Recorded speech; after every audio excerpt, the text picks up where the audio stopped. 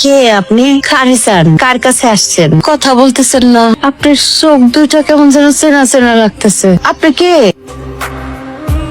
আমার মেয়ে, আমার কলেজের টুকরো, আমার ঘরের লক্ষ্মী। সারপ্রাইজ! আই তোমরা কে কোথায় আছো? দেখো কে চলে আসছে। এই দেখ কেন আইছে। কেমন আছিস ভাই? আমরা সবাই ভালো আছি। তাই এটা ধর। আরে আস্তে আস্তে এরা তো সে আগের মতোই দুষ্ট হয়ে গেছে। আরে মা, তোর স্নেহ পায়া এরা নিজেদেরকে পাল্টাইতে পারে নাই। তুই ওদের আচরণে কিছু মনে করিস না। কি মনে করব? তোমাদের জন্যই তো সব কষ্ট করি আমি, তাই না? ওদের সুখ দেখলে তো আমারই ভালো লাগে। তুই মনে হয় খালি খাটোস, নিজের দিকে ফিরে তাকাস। তো শুকাই গেছিস গা। মানুষের জন্য অনেক খাটছস, অনেক চিন্তা করছস, এবার নিজের দিকে ফিরে চা, নিজের কথা ভাব। আসতে না আসতে এসব কেন বলতেছো মা? এই দুনিয়াটা অনেক স্বার্থপর, তোর নিজের কথা আর কেউই ভাববো না। মনের কথা অনেকজন আছে মা। সারা রাত্র মা আমি দুজনে মিলে গল্প করি। চল, সবার জন্য উপহার নিয়ে আসছি, চিন্তার কোনো কারণ নেই। এত বছর পর আসছি, খালি হাতে আসছে নাকি? এক এক করে সবাইকে দিয়ে দিব। আপু আমাদের কিছু দরকার নেই, আপনি আসছেন তাতেই আমরা খুশি। হ্যাঁ, আমাগো বোন আমাগো মাঝে ফিরাইছে, এর চাইতে খুশির খবর আর কি হইতে পারে? বোন তোমার কোনো কিছু দোয়া লাগবে না, তুমি যে আমার গ্রুপের কাছে আইছো এতে আমরা অনেক খুশি। ঠিক আছে, এত কথা বলতে হবে না। সবার জন্য উপহার যা যা আনছি আমি সময় মতো এক এক করে সবাইকে পৌঁছাই দিব। হ্যাঁ, আরে তুই যার যার জন্য যা কিছু আনছস ওইগুলি দিয়া তাড়াতাড়ি ফ্রি ও মা। আমি খালি আমার মেয়ের সাথে কয়টা কথা বলতে চাই, এত বছরের জমানো কথা। আরে আমার মেয়েটা কত বছর পরে আয়সা নিজের বাড়িতে খাইতে বসছে। আমি একটা লোকমা খাওয়াই দিই। এই একটা জিনিস বিদেশের মাটিতে অনেক মিস করছি মা। আপু কবে বিদেশ যাইবা? মানে কইতেছিলাম কয়দিনের ছুটিতে আসছো? কি বলো তুমি এগুলা? আপু তো আজকেই আসলো, আর এর মধ্যে যাওয়ার কথা বলতেছো। আজকে হোক আর 10 দিন পরে হোক, আপু তো যাবে, চিন্তা করার কি আছে? আমার মেয়েটা আসতে না আসতে ওর যাওয়ার কথা উঠলো কেন? আর তুই কেন বললি মাত্র 10 দিন থাকবে? মাত্র আসলো মেয়েটা, না গেলে কি দরজা ও সারা জীবনে আর গেল না, তাতে কি হলো? গেল না মানে?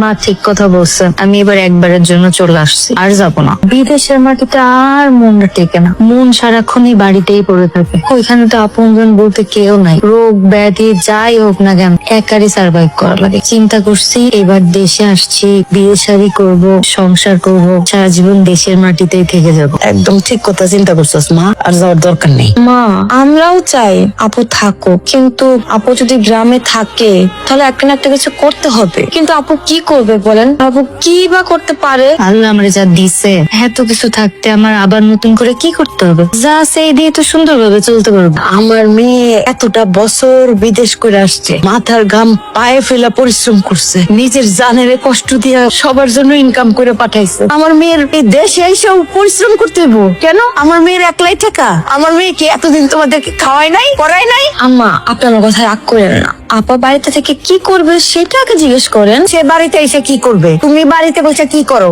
সেটা কি তুমি জানো? তুমি যা করো সে তাই করবে। তুমি যেমন সংসার করতেছো, পায়ের উপরে পা তুলে খাইতেছো, সে তাই করবে। মা থামো না, আমি গরিব হোক বড় লোক হোক একজন ভদ্রলোক দেখে বিয়ে করব। আমার ছোট্ট একটা সংসার হবে, আমি আমার সংসারটা আমার মনের মতো করে সাজাব। তুমি যেরকম সুন্দরভাবে সংসার করতে পারতেছো সবাইকে নিয়ে, আমারও তো ইচ্ছা হয় আমার একটা এরকম সংসার হোক। আরে ভাবি তুমি এসব কথা এখন না বললেও পারতে। কেমন সংসার করতে গেলে অনেক টাকা পয়সা দরকার হয়, আর সেই টাকা পয়সা আপু কোথায় পাবে? তাই আমি বলি কি, আপু আর কয়েকটা বছর বিদেশ থেকে আসো, তারপর আমরা সবাই পরিপূর্ণ হয়ে যাব, আর আপু শান্তিতে সংসার করে খেতে পারবে। তাহলে আমি যে এত বছর তোমাদের দিছি সেগুলো কোথায়? মাসুম তুই চুপ করে আছিস কেন? আমার সেই টাকা পয়সা গুলো কোথায়? আপু আই তুমি চুপ করো, আমি কথা বলতেছি না, চুপ করে থাকো। বৌমা তুমি মনে হয় ভুলে যাইতেছো যে তুমি কার সামনে বসে কথা বলতেছো।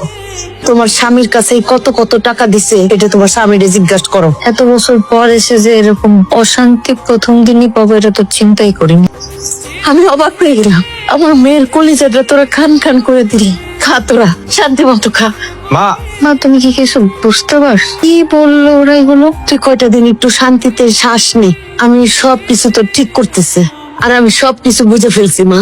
ভাই বোনের যে চেহারা আমি দেখলাম আমার তো এখনো নিজের বিশ্বাসই হচ্ছে না। হাই রে প্রবাসী জীবন, প্রবাসী জীবন এত কষ্টের, এত কষ্টের। 8 বছর প্রবাস জীবন করে আইসা আমার মেয়েটা সংসার করতে চাইলো, সেই সংসার হইতে দিবে না তারা, তাদের খাবারে টান ধরবে। আমি শক্ত মনে হচ্ছে, চিন্তা করিস না, চিন্তা করিস না।